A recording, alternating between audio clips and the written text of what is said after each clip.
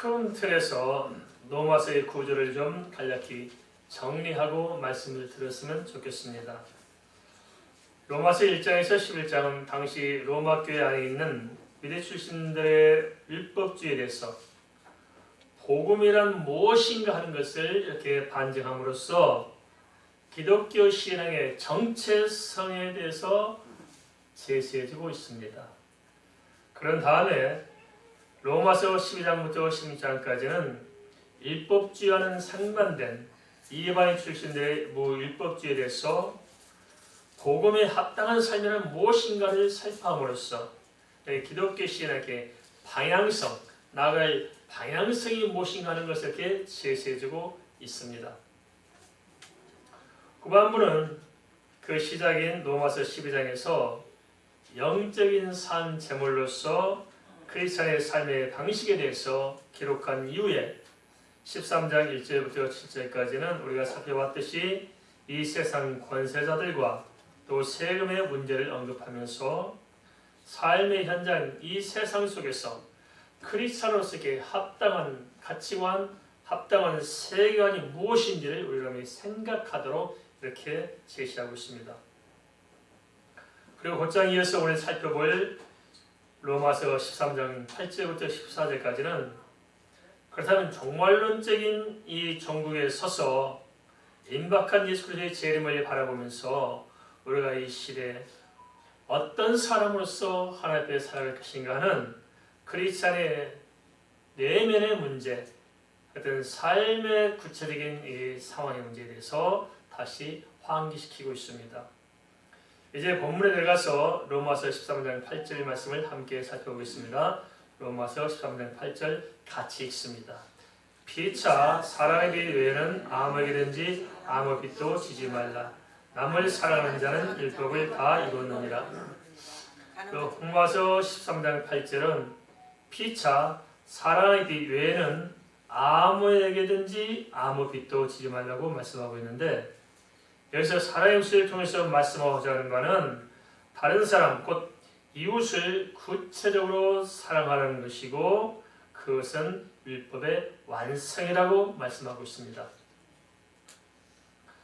로마 13장 8절에 사랑이라는 단어인 헬라어 아가파오의 원적 의미와 그 전후 문맥을 살펴볼 때 크리스찬은 마땅히 다른 사람의 유익을 구하는 이타적인 사랑을 실천하며 살아야 한다는 것이 바로 주님의 뜻입니다.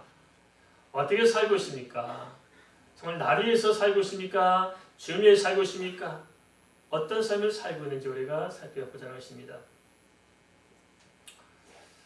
다시 말하자면 우리가 주님을 따른 거룩한 크리스찬이 아니하는 것은 이 머릿속의 개념과 달리 진짜 이 실천적인 문제로서 우리가 삶의 현장에서 정말 얼마나 하나님의 사람답게, 얼마나 이웃을 사랑하고, 얼마나 봉사하고, 얼마나 섬기며, 얼마나 희생하며 살아가고 있느냐 하는 거기에 있다는 것입니다. 야고보서 1장 27절도 성도들의 거룩함에 대해서 이렇게 제시하고 있습니다. 하나님 아버지 앞에 정결하고 도름이 없는 경건은 곧 고아와 과부를 그 환난 중에 돌보고 또 자기를 지켜 세속에 물들지 아니하는 그것이라. 우리는 경건이나 거룩함에 대해서 많이 착각하는 것 같습니다. 자꾸 우리는 이렇게 연출을 많이 하려고 합니다. 연출을. 그냥 막 좀 이렇게 은혜 받은 척, 뭔가 좀 되게 잘 믿는 척, 뭔가 좀 연기를 잘 하는 것에 익숙해져 있을지 모릅니다. 그러나 하나님께서 볼 때 그것은 전혀 아닙니다. 진짜 우리가 하나님의 자녀다운 자녀, 거룩한 자녀, 경건한 자녀, 경건한 삶, 거룩한 삶이 뭐냐? 그런 것과는 아무 상관이 없다는 거예요. 그게 뭐냐? 첫째는 우리가 세속에 물들지 말라는 것입니다. 세상 때가 묻으면 안 된다는 거예요. 더럽고 추악한 때가 묻어서 우리가 얼마나 지저분해져 있습니까? 그런 잘못된 마음과 뜻과 생각, 세상적인 습성이 다 벗어나야 우리가 거룩한 것이고 경건한 것이고, 그뿐만 아닙니다. 거기서 한 걸음 더 나아가서 나와 더불어 살아가는 사람들에게 내가 사랑을 베푸는 것입니다. 특별히 고아와 과부, 버림받은 사람들, 힘든 사람들, 오갈 데 없는 사람들, 지치고 피곤한 사람들에게 예수 사랑으로 내 손을 내밀어주고 그들을 붙들고 함께 살아가는 그것이 바로 거룩한 삶이요 경건한 삶이라는 것입니다. 이런 점에서 볼 때 크리스찬다운 거룩성은 예수 그리스도의 사랑 안에서 서로 사랑하고 사랑받으며 사는 것이라 할 수 있을 것입니다. 사랑은 베풀 줄도 알고 받을 줄도 알아야 됩니다. 그 사람은 베푸는 건 잘해도 안 받는 사람도 있어요. 그게 자기 자존심이라 생각합니다. 아닙니다. 주는 건 받고 또 베풀고 해서 서로 유무상통할 수 있도록 마음을 열고 가는 것이 바람직한 게 아니겠나 싶습니다. 한데 문제는 사람들의 심령입니다. 어떻습니까? 세월이 가면 갈수록 사람들이 착해져 갑니까? 아니면 악해져 갑니까? 자기 이야기 다 하고 있는 거죠? 많이 배우면 배울수록 착해질까요? 악해질까요? 잘 살면 잘 살수록 사람들 욕심이 많아질까요? 없어질까요? 참 희한하죠. 세월이 가면 갈수록 사람의 심령은 메말라가고 있고 문명이 발전할수록 순수함을 잃어가고 잘 살수록 사람들이 더 타락하고 정말 이렇게 살기 좋은 세상에 살아갈수록 사람들이 교묘하게 타락해 갑니다. 우리는 같이 살아서 모르죠. 한국 사람들이 정말 독합니다. 모르죠? 서로 독한들끼리 모여 사니까 피차 독해서 잘 모르죠? 우리 한국 사람 참 지독해요. 뭔가 모르게 독해요. 근데 참 동남아시아에나 저렇게 가는 사람 가서 보면 이 사람들이 참 순수해요. 진짜 순박하거든요. 그래서 그래서 뭘 보느냐? 경제가 성장하면 성장할수록 교육의 척도가 높아질수록 행복의 조건이 많아질수록 사람들이 좀 부드러워지고 따뜻해지게 하더라는데 전혀 아닙니다. 갈수록 옹졸해지고 갈수록 치졸해지고 갈수록 강박하고 갈수록 악해져가고 있고 갈수록 잔머리 쓰고 그렇습니다. 마태복음 24장 12절에서도 바로 이런 세상 집안의 특징을 잘 이야기해주고 있는데 그중 하나는 뭐라고 말씀하시냐면 불법이 상함으로 많은 사람의 사랑이 식어지리라고 경고하고 있습니다. 사랑이 식어지는 거예요. 정상적인 사람은 머리는 차가워야 되고 가슴은 뜨거워야 됩니다. 사랑의 마음으로 뜨거워야 되고 머리는 정확한 분별이 돼야 되지 않습니까? 그런데 현대는 반대 같아요. 가슴은 식어져 있어요. 심장은 식어져 있고 머리는 어떻게 하면 이익을 더 취할까 싶어서 열심히 머리빵 돌리다 보니까 소갈물이 다 빠졌어요.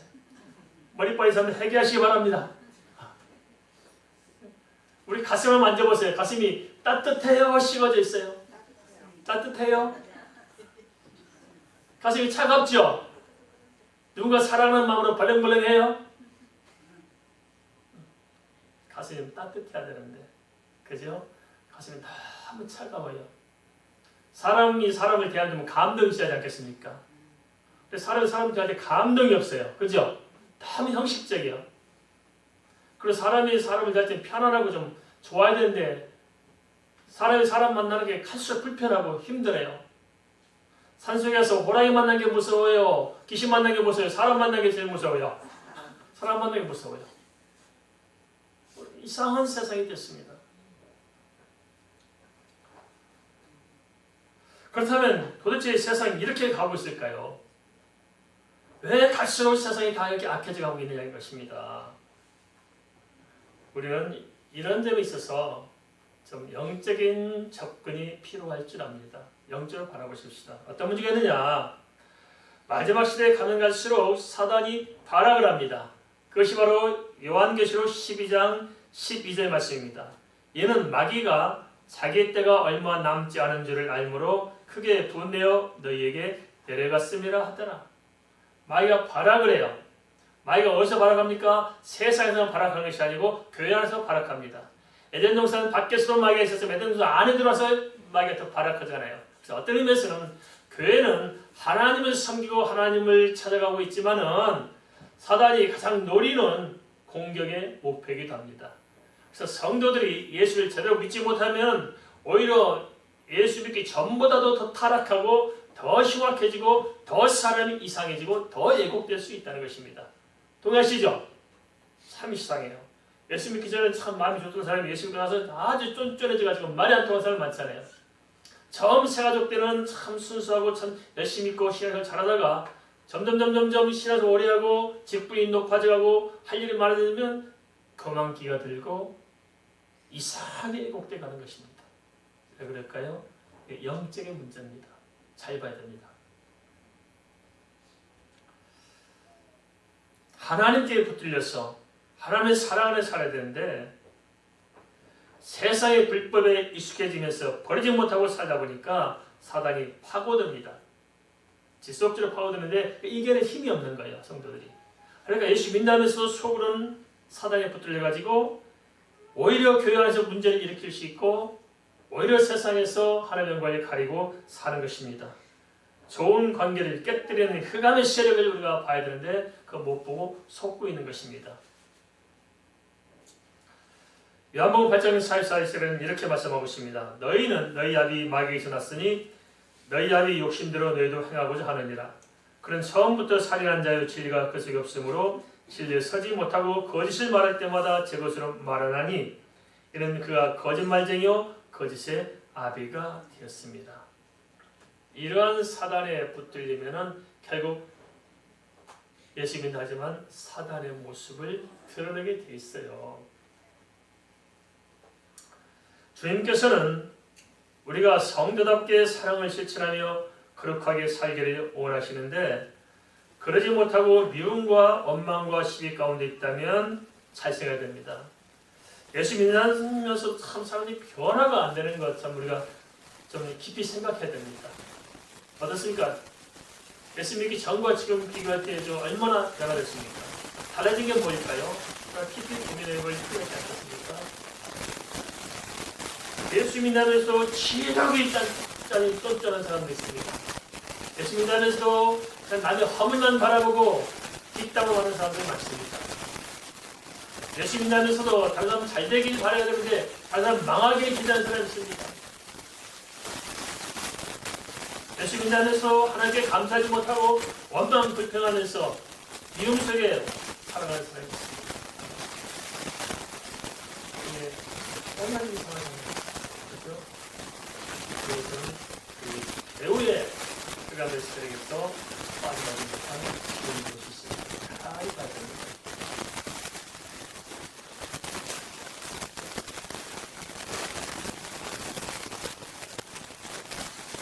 영적인 뿌리를 우리가 점검해야 합니다. 주님께 속해 있지만 연약한 것과 겉으로 믿는 티를 내지만 사탄에 속한 것과는 분명히 다릅니다. 예수 믿고 살아도 연약해서 때로 연약해 부정할 수 있어요. 이것과 달리 겉으로 믿는 것 같이 보일지 모르지만 진짜 속은 사탄에 붙들려져 있다는 것입니다. 어느 쪽입니까? 그렇다면 구체적으로 내가 하나님에 붙들리는 성도인가 아니면 흑암의 세력에 붙들리는 성도인가 하는 것을 어떻게 분별할 수 있을까? 무엇으로 분별할 수 있을까? 겉으로 다 모르잖아요. 우리 자신도 모르잖아요. 그렇죠? 어떻게 알 수 있어요? 하나님 말씀에 비춰봐서 나를 들여다봐야 알 수 있지 않겠습니까? 요한일서 4장 7절 8절 말씀은 이렇게 제시하고 있습니다. 사랑하는 자들아 우리가 서로 사랑하자. 사랑은 하나님께 속한 것이니 사랑하는 자마다 하나님께로부터 나서 하나님을 알고 사랑하지 않는 자는 하나님을 알지 못하나니 이는 하나님은 사랑이십니다. 하나님은 사랑의 하나님으로 사랑은 하나님의 본질적인 속성이며 믿음의 본질적인 내용은 이 사랑의 하나님을 믿는 것입니다.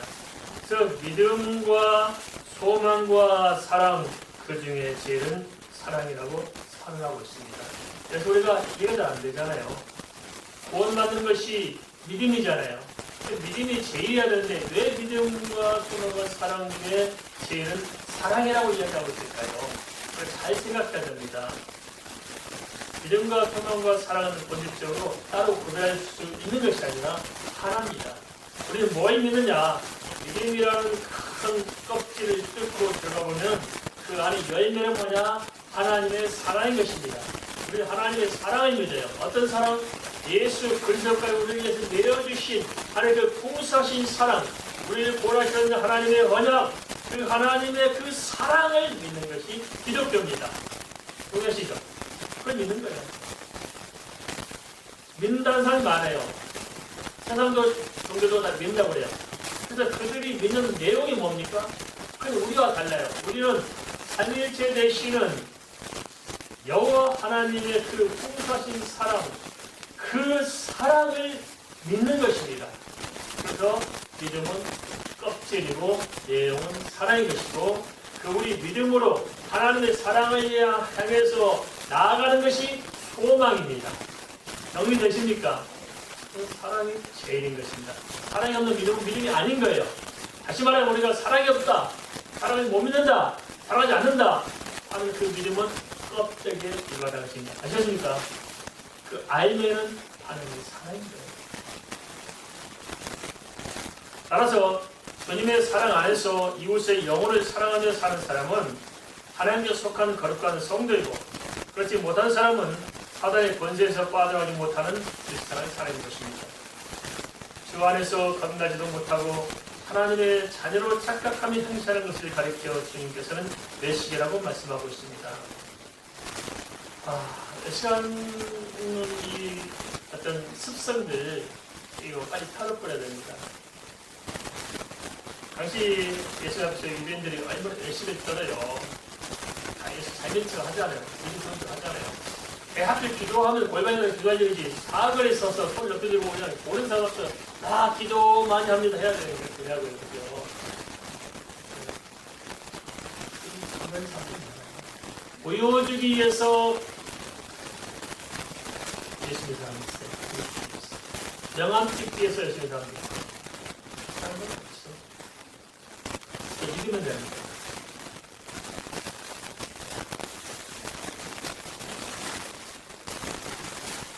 예수를 좋아하더라도 이런 예수를 그렇게 잘했으면 특징이 있어요. 그래서 하나님을 사랑하지도 않는 그리고 영혼을 사랑하지 않습니다. 사랑이 메말려 있죠.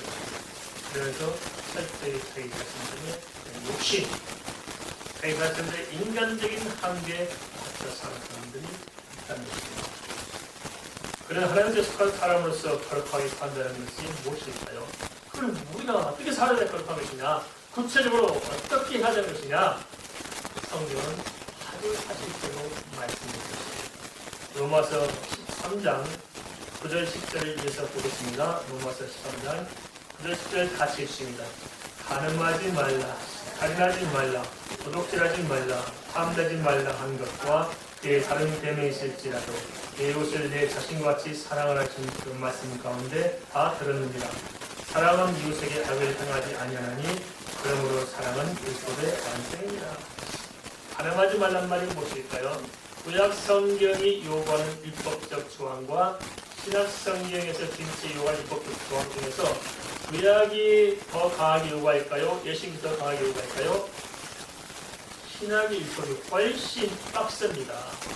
구약은 실제 가늠해야 가늠인데 주님 말씀은 서로 음욕을 품으면 그래 이미 가늠했다고 봅니다. 구약은 사람을 죽이는 살인이지만은 주님 말씀은 형제를 대하여 이유하면 이미 살인했다고 이야기하고 있습니다. 그 철저해요.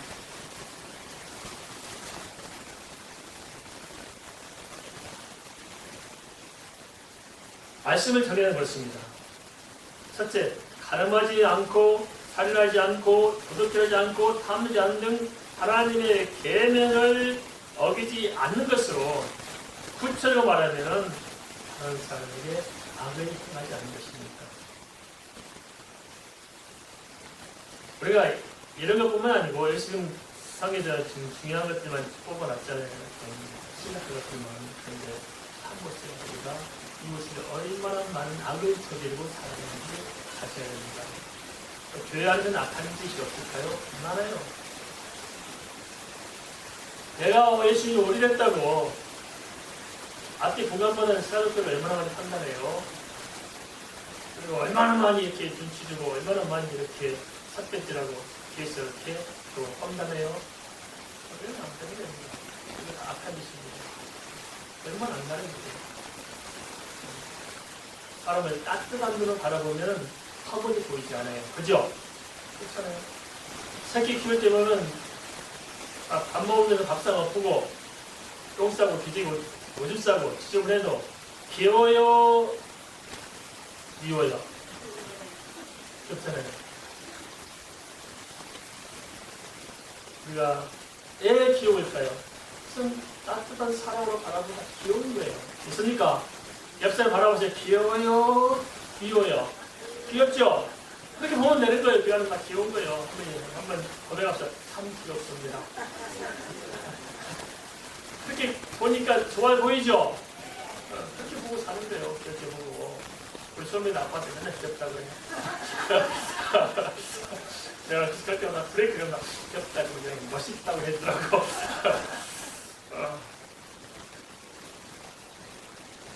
우리가 부지불식간에 악한 짓을 저지르고 다니면서도 모르는 경우가 참 많습니다.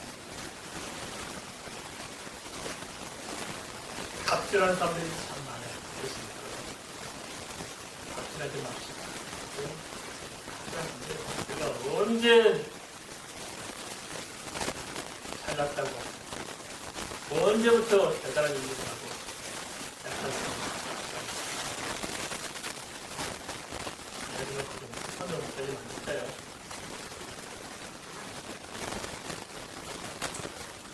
신명기 10장 12절 13절은 하나님께서 성도를 요구하시는 것이 있어요. 하나님 우리가 뭘 바랄까요?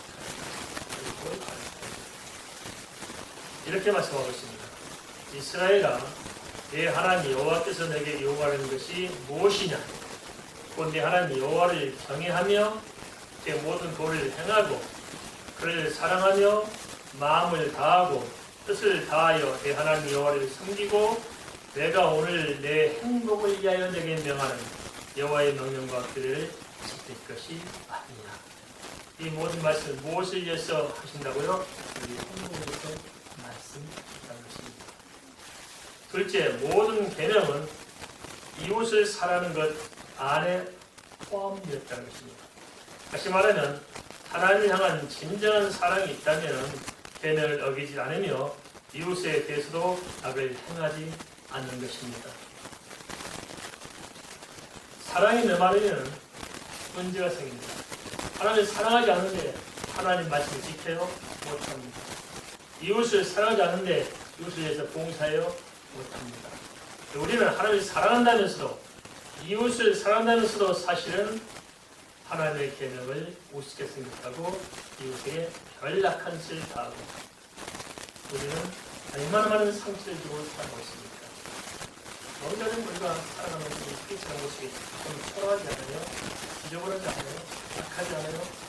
이렇게 산다는 자체가 좀 불쌍하지 않습니까?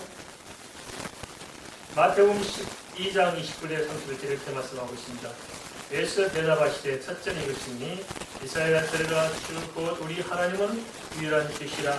내 마음을 다하고 목숨을 다하고 뜻을 다하고 힘을 다하여 주 내 하나님을 사랑을 하신 것이요 둘째는 이것이니 내 이웃을 내 자녀같이 사랑을 하시는 것이라. 이보다 더 큰 계명은 없느니라.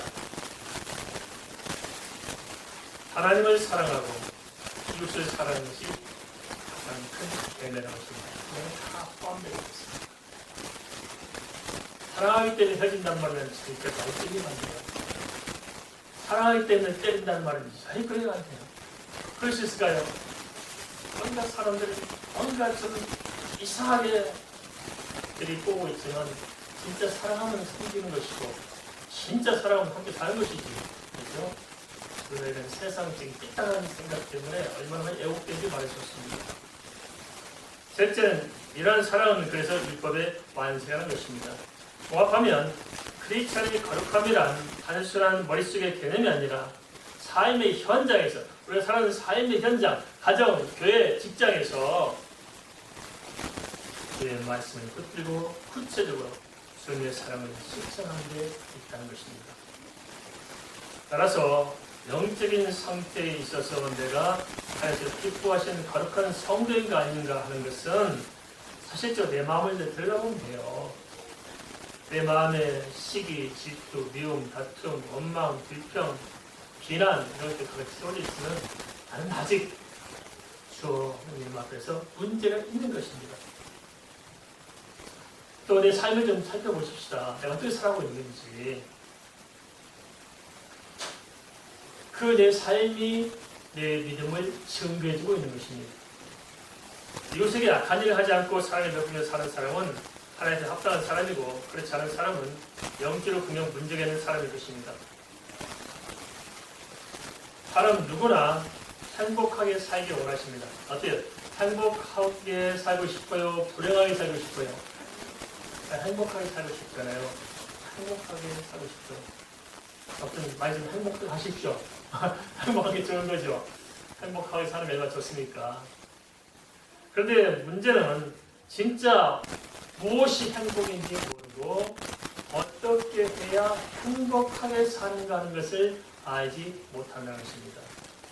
하나님께서 인간을 창조하실 때 행복하게 살도록 하는 방법을 주셨을까요? 안 주셨을까요? 주셨겠죠. 그죠? 그럼 우리 방식대로 살아야 행복할까요? 하나님께서 정하신 방법대로 살아야 행복할까요? 그렇게 물어보니까 대답하기 싫죠. 내 방식대로 살면서 행복해지길 바라시잖아요. 그런데 행복합니까? 그렇게 하니까? 별로 안 행복하잖아요. 대부분 사람들이 행복의 조건이 많으면 행복하다고 생각해요. 그죠? 우리가 장래에 행복하기 위해서 오늘은 희생하며 살려고 해요. 그렇잖아요. 장래에 뭔가를 위해서 오늘은 불행해도 괜찮아요. 그렇게 살다가 한 번도 행복해보지 못하고 그냥 죽어요. 그게 인간의 실상입니다. 그럼 뭐가 행복하겠어요? 그런데 하나님께서 그런 인간에 대해서 행복한 방법을 주셨거든요. 그걸 우리가 저도 알고 배워야 됩니다. 그 뭐냐? 하나님께서 주신 행복은 내 욕심대로 나 행복하겠다고 몸부림치며 사는 것이 아닙니다. 그렇게 살아가면 살아갈수록 불만이 커요. 그렇잖아요.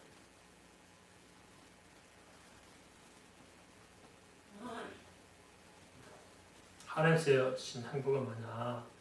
이웃을 사랑해서 다른 사람을 섬기고 다른 사람에게 봉사하며 다른 사람을 행복하게 할 때 내가 행복했던 것입니다. 동의하십니까? 그게 행복의 비결이에요. 가정도 마찬가지입니다. 남편은 아내가 행복해지도록 살아야 내가 행복해지고, 아내도 남편이 행복하도록 해야 내가 행복해집니다. 서로 자기만 행복하겠다고 너와 나는 갈 길이 따라오고 있다. 해보세요. 행복해요? 안 행복해요.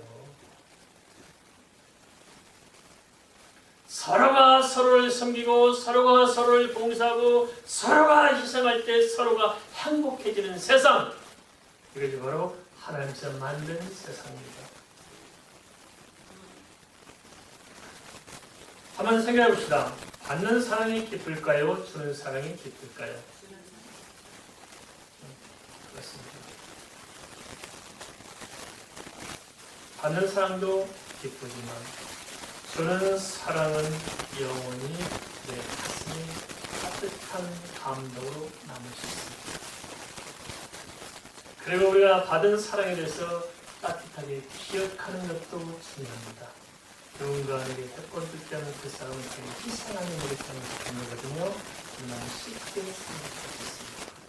작은 거 하나도 참 감사한다니까 얼마나 좋습니다. 그래서 우리가 빨간 송이 주는 것도, 그렇죠? 과일 한 쪽 내주는 것도 아주 쉬운 일이 아니거든요. 따갈려 해보세요. 가서 떡을 맞추셔야지. 신경 써야지.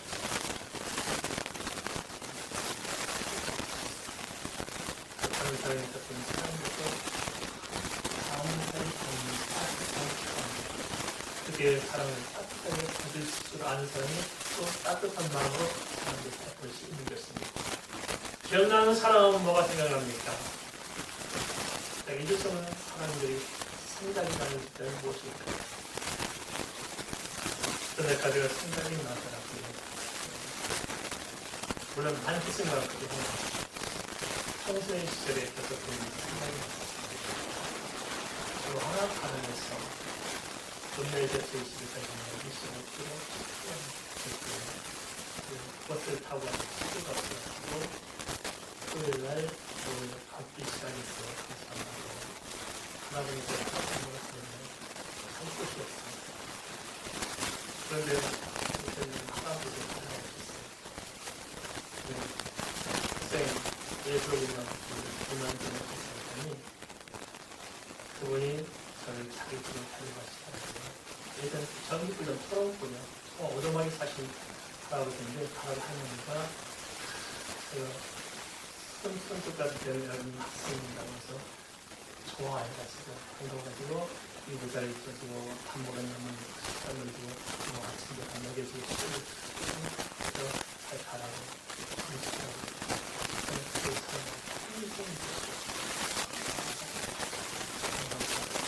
사람은 잊을 수 없는 것입니다. 진짜. 성세들의 가난해서 갈 곳이 없어가지고 서울에 동물에 독서할 수 있었어요.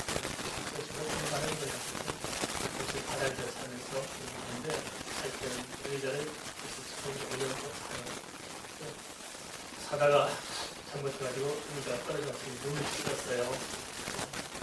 이 얘기만 봤으면 눈 정수를 맞을 텐데 다행히 입자에 맞아가지고 입자 그래서 실컷 손가락 아찔할 수가 있다. 딱 이렇게 무릎 앞까지 심각한데 한쪽을 놓습니다. 그런데 저는 이제 성경 누가 이렇게 표현을 보니까 누군가 제 손을 이끌고 병원에 가서 수고면도 치료 다 해서 하고 싶지 않았어요. 이런 것도 공부하는 또래에 갔습니다. 저는 그 애가 실수를 이렇게 한 것 같으니 이렇게 같이 만들 수 있고 그런데 나중에 붙이는 것들은 안 되라고 그래서 평생 있었고 그런 수 자기가 뭔 돈이 있다고 했습니까? 자기가 어릴 때 얼굴 많이 나왔어요. 가난한 사람 이렇게 모여있는데 얼마나 됐어요. 그래서 이렇게 그래도 많은 사람이 있고 그리고 죄가 있는 사람이 있습니다. 우리가 우리의 베풀어진 사람들을 좀 기억해 보십시다. 감사해요? 안 감사해요? 감사하죠. 그런데 우리 또한 누군가에게 작은 사람은 내밀어주고 조금만 배려준다면 그 사람 가슴 속에 따뜻함이 생기잖아요. 각박한 사람 심령이 녹아지고 내가 믿는 예수를 우리가 알게 되지 않겠습니다.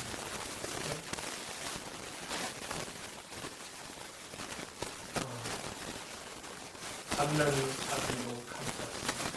그 하늘 사람이 따뜻하게 따르는 그 사람은 너무 힘들었습니다. 가슴이 더 따뜻하고 웅크하게 만들어요. 하나님 베풀며 사십시다. 할렐루야. 지금도 지구촌은 10억 명은 모여들어서 공부하고 있습니다. 그런데 지구촌의 3분의 1의 음식은 쓰레기통으로 갑니다. 많고 3분의 1만 쓰레기통으로 가지 않고 그들에게 살고 싶다니 얼마나 우리가 이러한 비전으로 시작해서 지금 종합수상교우린 지에서 원리수에 파견되어 있고 선교단체 협회도 생기고 신학대학교 협회도 생겼습니다. 그런데 이건 뭐 우리가 한 것이라고도 하나님 하셨는데 제가 올해들어 기도하면서 하나님께 받은 소명 그것이 밑바탕에 있습니다. 지저스 월드 미션에 설립 이념이 있는데 왜 지저스 미션이 있어야 되느냐, 왜 일산 비전이 있어야 되느냐 할 때 5가지 설립 이념이 밑바탕에 있어요. 그건 제 하나님께 받은 사명이에요. 하나님께 받은 사명. 그 사명을 위해서 유산 비전이 탄생됐고, 유산 비전을 하다 보니까 여러 기관이 생겨서 지금까지 하고 있는 것입니다. 그것은 뭐냐? 첫째는 예수 그리스도를 몰라서 구원받지 못한 사람이 없게 하는 것입니다. 저도 예수를 제대로 몰라가지고 얼마나 헤매며 살아가는지 모릅니다. 그 예수 제대로 몰라서 방황하고 정말 끔찍한 삶을 살아왔기 때문에 그 말씀이 무엇인지 알아서 첫 번째, 예수 그리스도를 몰라서 구원받지 못한 사람이 영혼을 사랑해서 복음 전하게 살자. 두 번째는 먹을 것이 없어 굶주린 자가 없게 하는 것입니다. 먹을 것이 없어 굶주려 본 사람 손 한번 내려보세요. 먹을 것이 없어 나는 굶어봤다. 저밖에 없네요. 저는 진짜 많이 굶었습니다. 지금은 또 이제 먹고 살만한데 지금 아침 금식기도 하나 또 굶어요. 아유 참. 제가 거의 제 인생의 반절을 아침에 안 먹었습니다. 금식기도 안 하고. 그래서 또 틈남 때 금식기도 하나 또 굶어야 되고. 이게 또 건강의 비결이네, 제가. 그래서 건강합니다.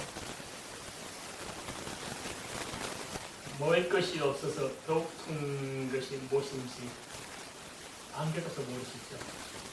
정말 고통스럽습니다. 먹을 것이 없어서 굶다는 것이 얼마나 인간을 비참하고 무기력하게 하고 얼마나 사람을 쳐하고 정말 사극하게 만드셨습니다. 그래서 먹을 것이 없어 굶주린 자가 없게 하는 것입니다. 세 번째는 치료받지 못해 고통받는 자가 없게 하는 것입니다. 병원비가 없어가지고 아픈 것을 참고 견디며 살아본 사람 계십니까? 그렇게 했거든요. 병원비가 없어가지고 병원을 못 갔어요. 피를 토하고 각혈하는데 병원비가 없어요. 몸이 아파되고 죽을 지경까지 가는 겁니다. 그런 사람이 없습니다.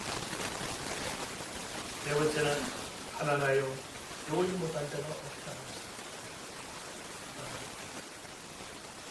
상대가 시합한 것 같다는 걸 학교에 방이 붙어요. 대학교마다 붙어요. 학교에 앉는 사람 방이 붙어요. 그 어떤 데 보면 장학생을 선발되고 장학금을 빼야 성금 장학금을 빼가지고 장학금으로 하거나 장학금을 못 받으면 그 방이 붙어요.